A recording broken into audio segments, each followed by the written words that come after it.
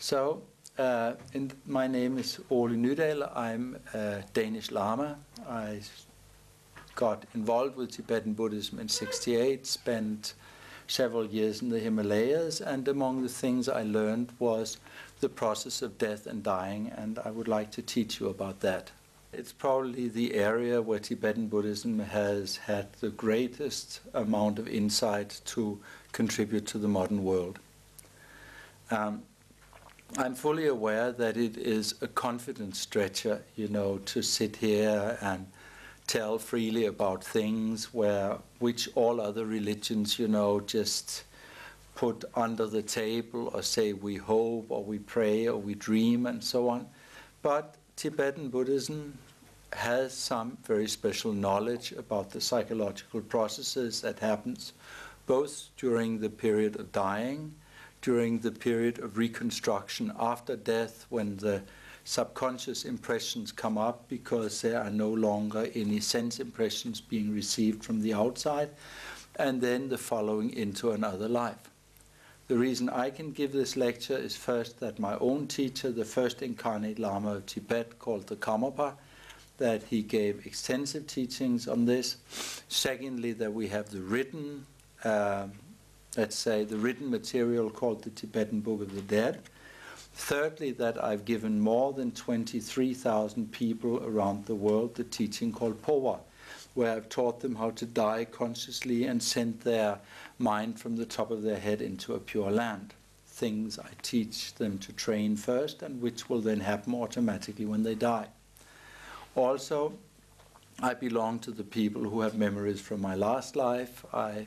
Right back from my childhood, I've been dreaming of protecting men in ladies' clothes, of course monks in red ladies' clothes. I also remember the color in mountain areas which were very far from Denmark, you know, which had absolutely nothing to do with Denmark, and fighting Chinese who were actually trying to attack eastern Tibet at that time.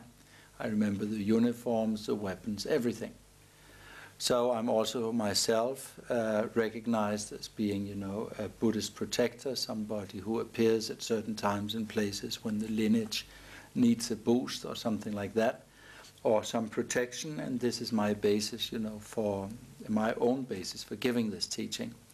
Also, some dead people have come to me after they died, and also here everything ties in with the information. So I'm not what you can say, I'm not an actor, having read an interesting book, you know, and now passing on some things to you like that. What I'm giving you here is the essence of my own experience. It's what I work with, and it's what I share around the world. So I usually don't say very much about myself because, I mean, everybody's interesting in their own way. That's one reason. And another one is that it's more important with the package, with the content than with the package. The teaching is more important than the teacher, I think.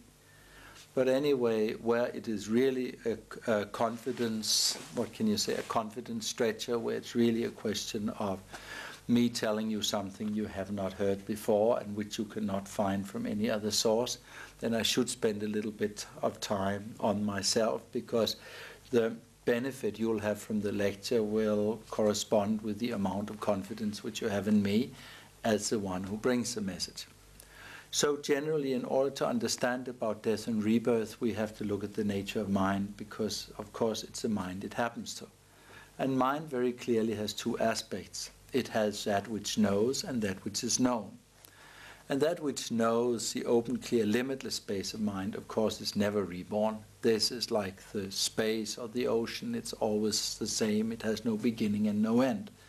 But people don't experience that. They don't see the sky. They see all the clouds coming and going. And this stream of conditioned experiences of body and speech and mind, which we identify with, at a certain time, this stops. There are quick deaths, like an accident or stepping on a mine in a warm country or something like that. Or there are slow deaths like AIDS and cancer, which just go on, you know, like that. But under all circumstances, whether it happens quickly or slowly, certain conditions come together when mind and body separate. If we take a medium time death, like a normal 2-week death from the stroke till finished, or from bad cancer is seen till, you know, one dies or whatever else, right? I mean, if we look at medium time, then what we will see is first that the dying person is actually losing, you know, the control of the body. The solid things don't work anymore. One cannot move very well. The second thing is mouth and nose run, means one lost control of the fluid aspect. Then the body heat begins to contract from the extremities into the center of the body. Then one's breathing becomes disturbed and unclear, and during this whole process, you know, one has been going in and out all the time of consciousness. Sometimes people are awake, then they're gone, then they're awake again, like that. So this is the process of dying. What happens on a physiological level is actually that an energy which used to be spread over the whole body begins to condense into the center of the body, into the central channel, which runs from a place 8 fingers behind the original hairline on the top back of our head, down through the center of the body to a place 4 fingers below the navel, you know, in the bottom of the body, here, in this place, in between. Here is the central plus-minus axis, the energy channel through the body, and at a certain time, all the energies will move into that central channel. And when they are in there, then one will first feel, well, one will breathe out 3 times very deeply. The 3rd time one will not breathe in again, and then people will say, who is dead? He's dead now. And actually, you know, it doesn't mean that one must necessarily be dead at that time, because people have been called back with electroshocks and stuff like that. But anyway, at a certain time, people will die. And then, at that time, certain processes will happen. First, the white energy from the top of our head, which actually appeared with the sperm of our father when we were made many years ago. This begins to move through the center of the body towards the heart, and there are different things that happen at that time. One sees a clear light like a moonlight. One hears a sound like hung, moving down through the body. One loses 33 feelings which come from anger, and one's mind becomes exceedingly clear. People who would diet for up to 4 or 5 minutes, where the brain could still be saved and who could tell afterwards, you know, they actually also claim that. They talk about moving through a tube towards the light and remembering beings they've been with before and stuff like that. So about 5 minutes into the death process, we can follow the teachings of the Tibetan Book of the Dead and the other thing. Only if people are resuscitated after 5 minutes, so much brain damage already happened that they can't tell us anything, or very little. But anyway, that is clear. So it takes 10 to 15 minutes from the energy from the top of the head to appear at the center of the heart in the middle of our body. You know, this is the first motion. Then the red energy moves up from 4 fingers below the navel, you know, in the center of the body. And that's the red energy which appeared from our mother. It was from the egg. It was in the egg of our mother, when the sperm and the egg came together and became the billions of cells that are our bodies today. So this red energy then moves up also during 10 to 15 minutes, and we see a warm red light like a setting sun. We get we hear a sound like ah moving up through the body. We lose 40 feelings which come from attachment and greed and expectations, and we actually do lose and we do experience intense joy, and I mean mega joy, big joy, really strong joy. So at that time, 20 to 30 minutes after death, when the energy has to come together at heart center in the middle of the body, first everything becomes black. And it's black for a moment while 7 feelings appearing from ignorance disappear. And when they have gone, then the immense radiance and power and energy of the mind is totally aware at one time and one place, and one experiences a very, very powerful light. And there, if one was able to be aware during one's dreams, know that one was dreaming, if one can keep a good level of awareness now, if one has a good conscience because one has not, playing funny games during life, but one has, really held life and made it meaningful, then in that case there is a possibility to really experience that clear light. All separation between space and energy, inside and outside, fall away. There is no separation into past, present, and future, and that is full enlightenment. We had that example with the 16th Karmapa, who knew a year and a half before his death when he would die. He told that to my wife Hannah and myself. And after that, we went out there with our students, and he shrunk his body from he was as big as I am, and more broad, more solid. And he shrunk himself down to this form, to this size, with the head about 2/3 of the normal size and the rest of the body like a child. I looked through the window into the box. There was no doubt. So after he was burned, his heart jumped out of the oven to all of us who were standing there, especially in front of the great Lama Lopinsitu Rinpoche, there in Sikkim when he was burned, and everything else happened after that. So this Karmapa, he was somebody who really knew what it was about. He really knew and knew very, very well what about mind, so his mind just stayed in his body. In the other cases, and when people cannot hold that clear light, when they lied too often and sold themselves cheaply too often and so on, when they cannot handle that, then people become unconscious. And what happens at that time is that one will then be unconscious for about 3 days. It's actually the only point where my own observations and the Tibetan Book of the Dead do not correspond. Tibetan Book of the Dead says the unconsciousness after death is 3.5 to 4 days. In my own case, all the people who came to me after their death, like my mother and others, they always came 68 hours after their death. 68 hours after that they were there, completely transparent, but looking exactly the way they should. And okay, then when one has sent them on to a pure land, one is very happy, and one, doesn't know where to go because of gratitude. It's a great thing. But at the same time also, I must admit there is this discrepancy. And I think it's because the people who came to me were educated big city people, and probably farmers and nomads, it will take longer, right? The shock of dying and the sleep at night and stuff like that will simply be longer. The processes of mind will be slower and more long-lasting. It's the only explanation I can give. So when one wakes up from the process of dying there about 3 days after death, first for a whole week one does not know that one is dead. One does not know, and one doesn't want to know. Even if the body is lying there, one just wants to get away as quickly as one can. And there then comes a very confused week, where one still believes one is in one's old body. It's like a habitual body. Everything is like a late afternoon, a bit hazy, and wherever one thinks one is.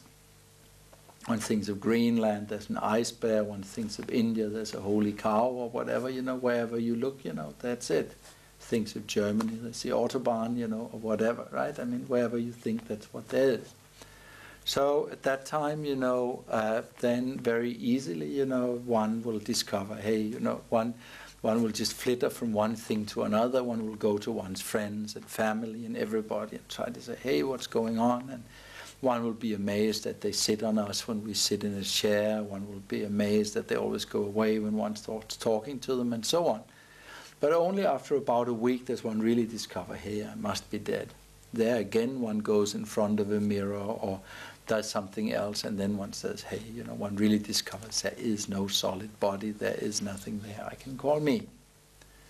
So then that is such a big shock, about 10 days after death, that one becomes unconscious again.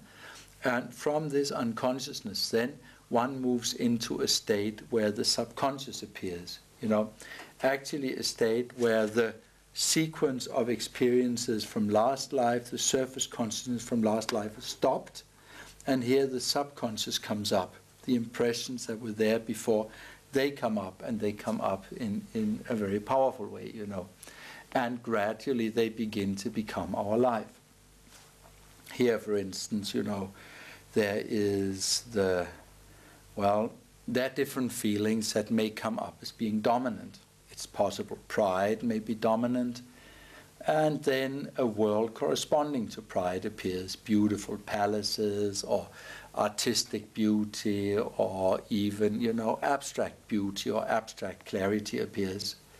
It's also possible that, you know, jealousy may be strongest, and then weapon chambers and things to get and battlefields and stuff like that will appear. It's also possible desire is strongest. In that case, we will see our future parents making love. We'll go between them, we'll unite with the fertilized egg in the womb of the mother, and we'll move into another human birth. It's also possible, and people may not like to hear that, but I can't improve Buddha's teachings because some don't like to hear it. It is also possible, if we lied a lot, if we told a lot of stories, if we stopped other people's development, that we will be so confused after we die that we try to hide between stones and bushes. And then if some animals come there and start making love, it's possible we go between them and we come out with 4 legs and a nice fur coat for the next life, at least for one. I'm sorry to have to say that. I know it disturbs people in the West, but I can't change the teaching because it disturbs people. Then there's also another thing that can happen, that is that jealousy and greed is the strongest feeling. Then one goes into a state of very strong, you know, frustration where nothing is satisfied. And it's also possible that hate and anger were the strongest feelings, and we should really wish beings that that's not the case. Because when that anger comes up, when those feelings come up, you don't want to be in their skin, you don't want to have their minds, they really suffer. So, all of these things are like dreams. A nice extent, a nice experience when we die is like going to a nice holiday, you know, and enjoying whatever we earned. A difficult time after death is like, you know, going to the basement and scrubbing the potatoes and waiting, you know, and paying off the debt. And at some time or other, one comes back into the human life again, where the teachings I gave on karma, my video on karma, is very useful because it tells how that works on.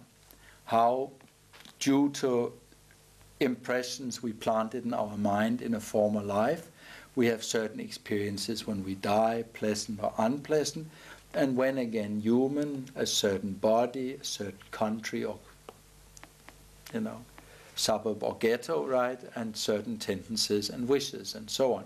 And this then leads us into the next life.